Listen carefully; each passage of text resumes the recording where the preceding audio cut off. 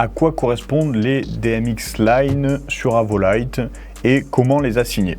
Nous allons voir ça de suite. Voici un patch avec des machines assignées et patchées sur les 5 premières lines. Donc si on appuie sur la touche Avo plus disque, Avo et disque, on a l'onglet DMX Settings sur la colonne de gauche. Cette fenêtre étant 2 onglets. Premier onglet, ce sont les lines déjà assignées, disponibles, et sur la partie gauche, les différentes sorties possibles, que ce soit des sorties physiques, donc à l'arrière de la console, sortie ArtNet ou sortie SSCN. Sur le premier onglet, on va voir les lines, toutes les lines possibles, notre console avec ses différentes capacités et quelques détails. Donc là, on est sur une D7 215, on a donc 32 univers possibles, 32 lines, c'est ce que la console peut générer nativement, comprenant également les sorties physiques ABCD. Et là, on a seulement 5 lines déjà assignées. Si on souhaite en assigner d'autres, tout simplement, on sélectionne les lines et on clique sur la console D7, là, 00130. Voilà, on peut donc aller jusqu'à 32, qui étant la capacité recommandée par Avolite, mais pas bridée. Si besoin, on peut aller au-delà. On aura juste un petit point d'exclamation supplémentaire. Voilà, je vais vous montrer. Voilà, là, je suis mince. Hop. Voilà. Si j'en patch, j'en assigne 33 sur 32, j'ai un petit point d'exclamation qui apparaît. Ça peut poser de problème, c'est pas conseillé parce que cette console-là est faite pour générer 32 univers au maximum. Pour ça, il y a une information importante sur le côté qui est le Processing Load, donc avec les 32 univers possibles.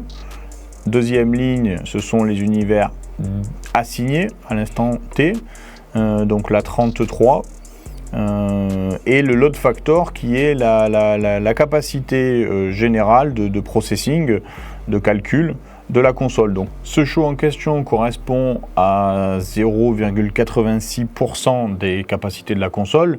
Donc dans ce cas-là, qui est rien du tout, il n'y a pas de souci à dépasser les 32 lines. Mais en fonction de la configuration et de la complexité du show, il faudra bien surveiller cette partie-là. Au-delà de 32, il est conseillé d'ajouter des TNP, des TitanNet processeurs, qui vont ajouter des capacités de calcul à la session.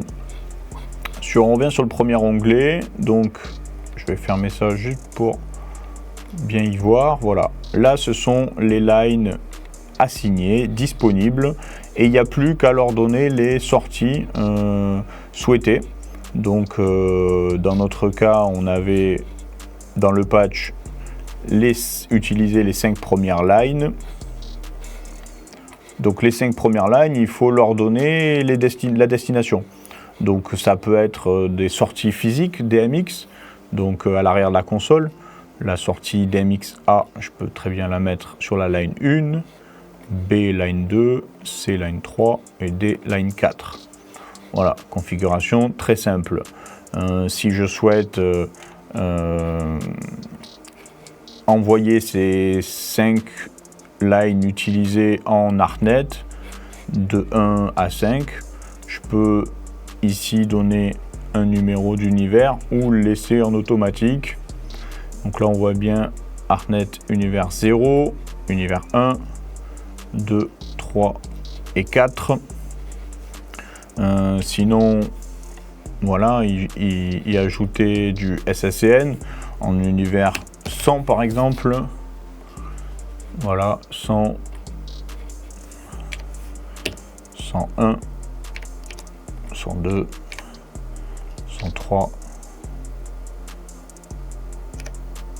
et 104.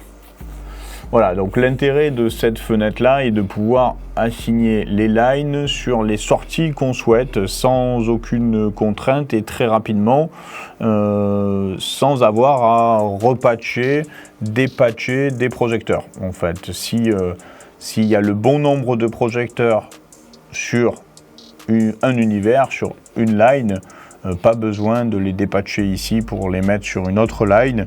Il suffit tout simplement dans DMX Settings de changer la destination de la line. Donc là on était par exemple en SSCN 101, mais s'il fallait se mettre en 201, voilà, SSCN 201.